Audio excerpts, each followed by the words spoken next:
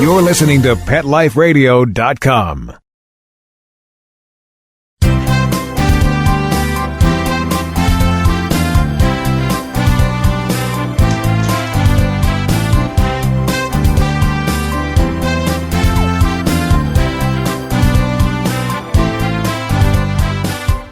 And good morning or good afternoon, wherever the case may be to all of you.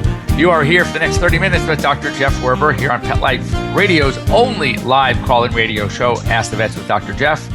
And I want to wish all you mothers out there a very happy Mother's Day. And I hope you're enjoying some nice weather. I know that Mark, our wonderful producer out in Florida, is having a great day. We're having a great day here in Southern California. And hopefully that if you are anywhere in between in the Midwest or the Northeast, you are also having a great day. So we talked last week, we kind of took a little departure from our normal, kind of medical lessons and information and talked about my amazing trip to Peru. And kind of the work I did over there, which was great. It was just an amazing. I'm leaving actually on Wednesday for Bangkok. I'm speaking at the World Small Animal Veterinary Association. I've never been there, so hopefully we'll have something to report to you there as well when I get back. And of course, we're here at Pet Life Radio's show, Ask the Vets, with the help of our sponsors, Prosense Pet Products and Kong Toys.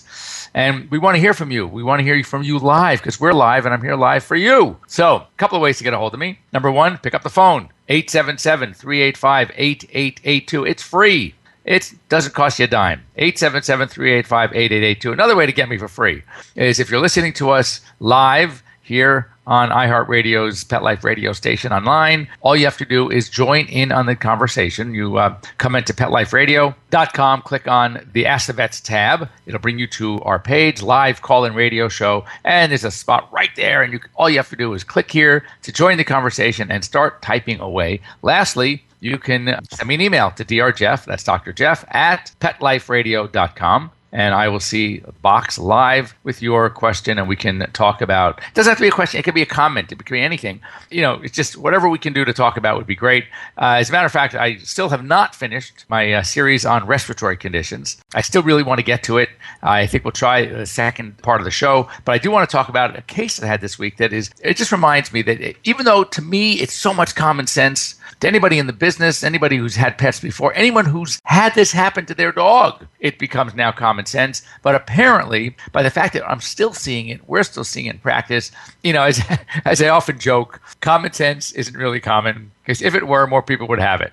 So this is something where we have to reiterate again and again and again the importance of the following. This magnificent, maybe 10-month-old Weimaraner puppy was in ADR. ADR, I've used the term before. It's just kind of an acronym for ain't doing right. Kind of going back to the old days of the country doc and, how's he doing? Just he ain't doing right. So we call it ADR. Pretty universal in the veterinary world. So he vomited once and not since, but just was very sluggish, very depressed, and did not want to eat, refused to eat. So we took some x-rays, took some blood. The bloods came back okay. The x-rays did not show, this is what's so unusual and interesting, which is why it's so important. When there's an obstruction, when there is something blocking the gastric outflow or sets up shop somewhere within the intestine itself and blocks, we get a pattern, a gas pattern called an obstructive pattern. So even though if the object or that which is causing the obstruction does not show up on x-ray, meaning it is radiolucent, it's clear on an x-ray, we can use the pattern to determine whether or not there's a high suggestibility that we have a block, we have an obstruction. This dog did not. So we give it some fluids, wait a day, and next morning we take our x-rays, and the pattern, nothing really has changed. But what struck us most importantly was the contents in the stomach was still in the stomach. But we couldn't feel anything, feeling really weak, depressed. So we do what's called a barium study. Our ultrasound did not show anything, and there's a good reason for it. And we do a barium study. And we're questioning the owner. Is she the kind of dog that would eat like something? And he says, no, she's fantastic. Do you ever see her chewing on anything? Is anybody missing anything? Because now we're suspicious that maybe there's something going on here. And I'm thinking along the lines of like underwear or a sock or something. And he says, well, the only thing she does is she likes to chew on some carpeting. really? What do you mean chew on carpeting? And it's apparently a little more questioning, and it struck us that we think that this dog had gotten into something way more than the owner expected and is causing the problem. So we resort to the barium study. Barium studies where we give a dye and we put the dye down in the mouth or in the stomach. Sometimes we have to feed it through a stomach tube. Tastes good, so usually they'll drink it. And then we follow along the dye through the intestinal tract to find out, is it going to a point and stopping? Is it going at all? Is it going very quickly? What's going on with this dye? So we take our series, and interestingly, stuff is getting through, but slowly, and it's still staying in the stomach way longer than it should. And we are convinced at this point that this dog is obstructed. It's obstructed with something that is radiolucent. It is obstructed that is causing a partial obstruction because some of the dye did go through. But the fact that most of it was still in the stomach and stayed in the stomach for way longer than it was supposed to, it required what we call an exploratory, where we go in surgically and we go ahead and look and remove what we can. So going in surgically, as suspected, much of that which was in the stomach was this fabric, this stuff. And interestingly, because of how it was congealing and what it formed like in the stomach, it looked like ingesta. It looked like food stuff, which is why that was the puzzle when we first, and that's why nothing really showed up unusual, because you really couldn't tell on ultrasound or x-ray, was it food? Was it not food? What was it? But unfortunately, and this is the part that is so serious. This is why, for example, we are so careful when we know our cats, or we have cats that like to chew on string. That's why you need to be so careful with the classic yarn, or when you throw away a fairly substantial piece of dental floss in the garbage, because these things can cause what we call a string foreign body. And that's where part of the beginning of the string stays in the stomach. The rest is getting through into the duodenum, into the small intestine, and being felt by the musculature of the small intestine. It stimulates the peristaltic waves. Those are the normal muscular contraction waves that propel anything from inside the gastrointestinal tract to the back part. In other words, to get it out from stomach to small intestine to the ileocecocolic junction to the large intestine to colon and ultimately out. And that still works. So here it is, when you can't propel that long, thickened string-like substance forward because it's locked and part of it is stuck in the stomach, what happens? If you can imagine, picture a curtain on a curtain rod where it starts to plicate. It starts because the object can't move through the GI tract. The GI tract starts to accordion onto the substance that's inside that's causing the obstruction. In the process, it's almost like piano wire. They call it jiggly wire. That is sawing back and forth as the intestine is doing its thing and trying to push and push and push and pull this thing through. Instead, it is tearing the GI tract. And that is a very, very serious complication of a foreign body. It's almost as if when you have something that is much larger blocking the GI tract, it is trying to contract around it. And so what happens, it gets so tight. Picture a snake that is going to, like a constrictor, that is going to wrap itself around its prey. And what happens? The prey can't breathe. The snake is so tight around the chest. So what happens here is the muscular contractions become so tight, they cut off their own blood supply. So now what happens is the tissue starts to die, it starts to break open, and now we have what we call a peritonitis. So anytime there is leakage from the gastrointestinal tract into the abdominal cavity, obviously there are thousands of bacteria within the intestinal tract. The inside of the abdominal cavity should be sterile, and we end up with a major, major infection. And that's one of the reasons why this dog was so depressed and lethargic, even though it was no longer vomiting, even though it didn't really have a fever, which was kind of puzzling. And it was because the intestine had started to leak. So after removing this clump of fabric, whatever the heck it was, we then had to do what's called an intestinal anastomosis. That's where we have to cut away the damaged, torn portion that doesn't have a good blood supply, is no longer functioning well. We have to remove it, and then sew the two free, clean, clear edges together. What was a complicating factor in this case is there is a very, very important structure, important in many ways because it has a multi-functions. It functions as an endocrine gland. It functions as an exocrine gland. As an endocrine gland, it regulates our insulin. As a exocrine gland, it helps with digestion. It's called the pancreas. And the part of the intestine that was destroyed trying to propel this foreign body through involved some of the pancreas. So it made it very challenging to try to preserve as much of the pancreas or all the pancreas, but most importantly, the blood supply to the pancreas and the pancreatic ducts without compromising that blood supply, while we had to tie off blood supply to and remove that damaged portion of the intestine. So the take-home lesson here, as we're about to break, is don't assume that anything is sacred in your home if you have a puppy or a kitten. They will look for and chew on anything. They will chew on Murphy's Law. They will choose often the most expensive item that they can find. They will chew the most damaging item that they can find. And it's so critical. When those of us that have had babies or those of you that have babies, what do you do to your house? You baby-proof your house. You put the plug sockets in. You put the little latches on the drawers and the cabinets. You anticipate that my kid is going to get where it's not supposed to. You're going to block the stairs. You're going to put the alarm on the door, the outside door if you have a swimming pool. You're going to put a fence around the pool. All these things you do because you anticipate that problem and you want to protect your child. No different for your dogs and your cats. You need to anticipate. You need to look around. You need to say to yourself, what is it even possible for him or her to get a hold of? And if it is, just remove it, cover it, set up a barricade, something. Because this was the most expensive piece of carpeting. And I don't mean just what it cost the owner to buy.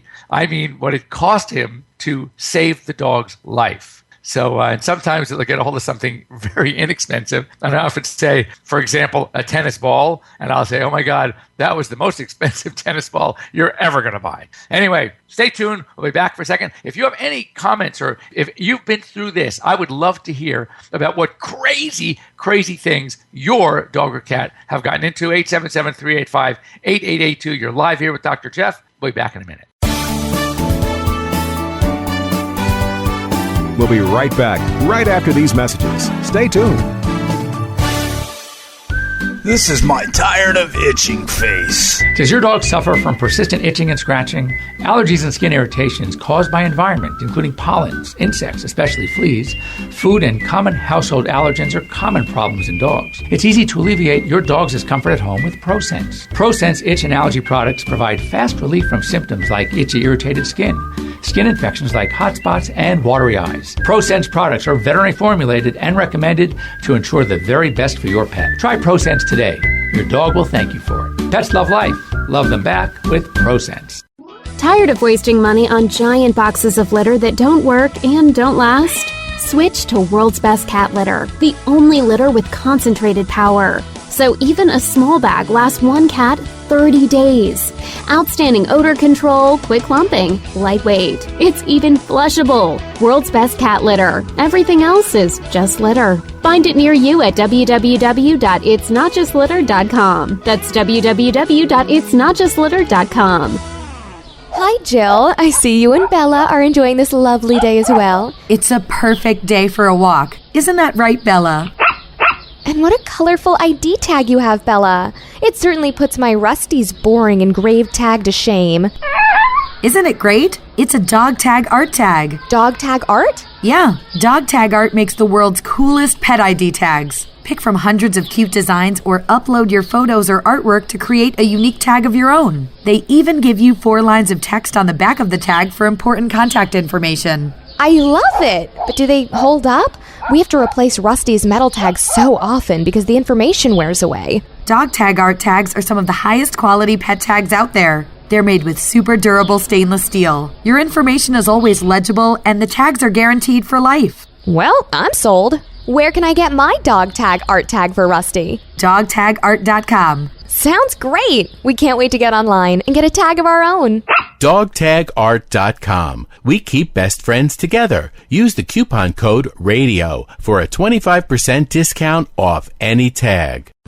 Active for Pets is a new wellness platform and app that helps pet parents save time and money on their vet bills. Stop paying for unnecessary vet treatments. Consult with a vet online. Get unlimited access to your pet's entire health history from any computer or smartphone with the Active for Pets app. Vaccinations, medications, test results, and more. Active for Pets gives you access to a team of expert vets for non-emergency care. Make an appointment before, during, or after office hours. Skip the waiting room and get a secure online vet consult on your schedule. Taking care of your pets is as easy as it gets with Active for Pets.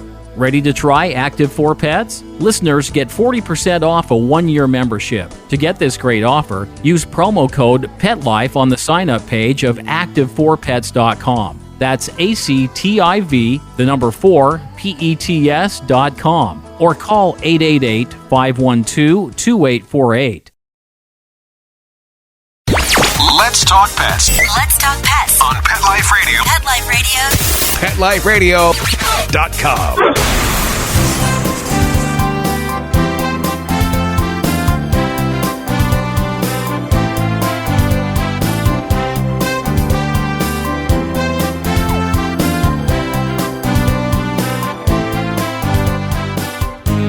So we're back live.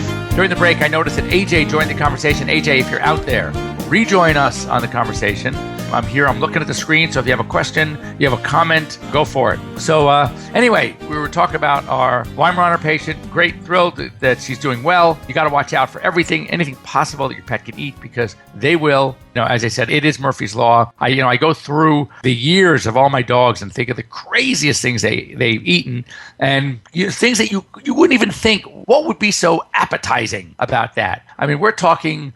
There was a series that one of the veterinary publications put out about a year ago, and it was an X-ray competition of the craziest things that veterinarians have pulled out of stomachs. And we're talking crazy. I once pulled a straight needle, like a sewing needle, but a long one, out of his stomach. I have a picture of a dog ate, and I'm telling you, it's so funny. You can see them clear as day, 2 AA batteries. Now, why would a dog be eating AA battery? Well, any battery, forget the AA, but any battery. I mean, I can understand dogs wanting to eat things that taste good, jumping on the table, getting people food. One of my Labrador, bless him, he's 14, and I literally need. Now, this guy can no longer jump on the bed. He can get his front feet up, and then we have to get out and pick him up. He still can get up and down stairs. I mean, I shouldn't complain. For 14, he's doing amazingly well. But man, if he has access to the kitchen, he's learned how to open drawers, and we have to have baby little those stoppers, not because of baby, it's because of the dog, and he is impossible. And if we forget to change the position, or if I don't barricade the door, he gets in and he knows where everything is, and he is crazy. So, but I get it, because the stuff he goes after is good stuff. It's food. It's the cookies. It's the stuff that I want to eat. Sometimes I'm happy he's eating instead of me, but that I can get. But things like metallic springs and a blade from a knife and batteries and the craziest things they put into their mouths. And why this Weimaraner was just going after carpet fiber, I have no idea. One of my employees has a friend who's Doberman 3 times, not once, not twice, 3 times. We've had to go into this dog's intestine to pull out a sock, a large athletic sock. Now, there are 2 wackos here. Number 1 is the dog. But how many times does an owner, having spent a few $1,000s on surgery, hospitalization, to get a sock out of a dog's intestine, and do it not only again, once, to let him happen the opportunity to do it again, but actually twice? So I don't know who's nuttier. Is it the owner, who clearly has not learned his lesson, or the dog, who the attraction of going after a sock? I don't know, but they do it. It's crazy. Anyway, speaking of things getting where they don't belong, let's get quickly back to our series. We were talking about sneezing. What causes some of the respiratory things? And we've been through a lot of the defects, the ciliary defects. We had talked about the elongated soft palate, the stenotic nares. And one of the things I wanted to mention, there are a few things that we see more frequently this time of year, interestingly, and that is the dreaded foxtail. Now, don't know if you know what foxtails are. They are plant-ons. They kind of look like a fox's tail, the way they're shaped, But what's so unique about the foxtail is it really can only migrate one way. In fact, I do this little trick in my office where I'll take a foxtail and put it under my sleeve with the foxtail pointing upward and yet only half under my sleeve. And I brush down. I don't know if you can see that. And as I'm brushing down, instead of brushing the thing away, with every brush downward, it's traveling upward. Why? Because there are these little microbarbs face the opposite way. So they spring. So when you push down and then let go, they spring up. And I mean, I've literally, done this demo with a client and have the foxtail just, partly under my sleeve, brush it away, and I'll find the foxtail up here somewhere. So they go, oh my God, so that's what's happening in a dog. Oftentimes they'll penetrate. One of the areas they like to penetrate are between the digits, between the toes. And the dog obviously wants to get it out. So what does it do? It licks to try to lick it out. But with every lick downward, the foxtail is moving upward. We found foxtails in the strangest places. They can travel several inches away from the point of entry. And one of those places is the nose. So we see them up the behind. We see them interdigitally between the digits. We see them in the ears, very commonly in the ears. We've seen them actually penetrate the eardrum and go into the middle ear. They are such a nuisance. And you got to be very careful. You should, if you live in an area, you have a dog that's got that kind of hair that attracts them, you should check your dog every single day after every single walk. But when they go up the nose, you have a dog that is violently sneezing, not just a little sneeze. We're talking violent sneezing. A dog that oftentimes will get a bloody nose. They will sometimes paw at their side of the nose, the side of the face that has the foxtail, or literally rub their nose against a wall or against the carpet, and they're just sneezing, and it's usually looks more one-sided. Often you see a discharge. Sometimes you'll see blood. That is a strong indication of a foxtail or some type of foreign body up the nose. So they're sneezing, and they're sneezing. And when the sneezing is usually unilateral, one-sided, and violent, and sometimes with blood, and comes on suddenly. We're not talking a dog that started a little bit of sneezing and then the next day is a little more. Then maybe that's a respiratory infection. We're talking on a sudden, acute onset of violent sneezing, pawing at the nose, sometimes bleeding. You got to think foxtail. And also, there are some nasal polyps. There are other things that will grow in the nose, can be unilateral, that will cause sneezing. And oftentimes these things are, when we are going in to scope to look for a foreign body up the nose, that's when we might find a foxtail or a polyp. Also, other forms of respiratory diseases, believe it or not, will come from heart. So you can have a dog that does not have any problem with the nose or even the lungs as a primary problem, but if they develop something called congestive heart failure, that's where the left side of the heart starts to fail. And where does the blood come from that is being pumped through the left side of the heart? It just came from the lungs. It just got aerated. It just picked up its oxygen. So now it comes from the right side of the body, right? Pumped, goes into the lungs, and then from the lungs, the left heart actually starts pumping that blood to the rest of the body.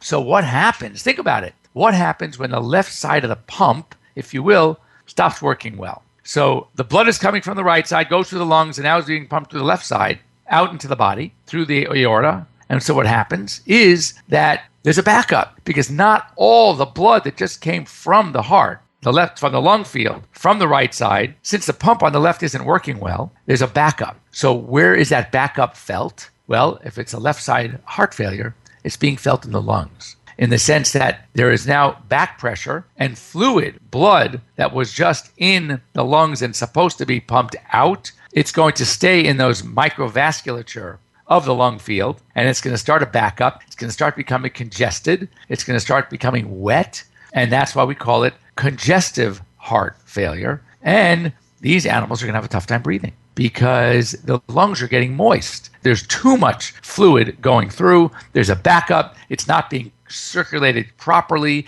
because the left side of the heart is no longer working well. So when we have the more common mitral valve disease causing a murmur and left heart failure, where we're going to see it over time, the big problem, the fluid buildup is going to be in the lungs, and that's causing a big respiratory problem where in fact had nothing to do with the actual lung field itself. The lungs are working fine, but they're being destroyed and compromised because of the bad heart.